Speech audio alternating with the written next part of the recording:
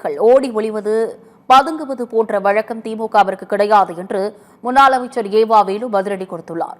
சிகிச்சைக்காக சிங்கப்பூர் சென்றிருந்த ஏவா வேலு விமானம் மூலம் சென்னை திரும்பினார். விமான நிலையத்தில் செய்தியாளர்களை சந்தித்த அவர் அரசியலை அரசியலாக எதிர்கொள்வதில் திராவிட முன்னேற்றக் கழகம் சளைத்ததில்லை என்று கூறியுள்ளார்.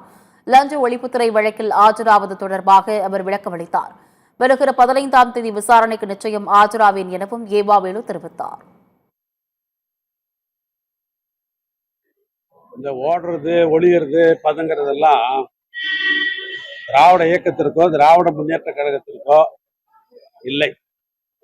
அரசியலாக சந்திப்பதற்கு எப்போதும் திராவிட முன்னேற்ற கழகம் என்றைக்கும் சளைத்ததில்லை. பொதுவாக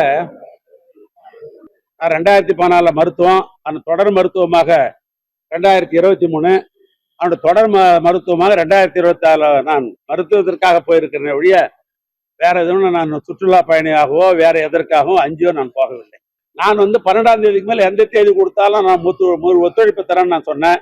ஆனால் நான் முழு ஒத்துழைப்பு தருவேன். அதில் ஒன்றும் மாற்றம் இல்லை.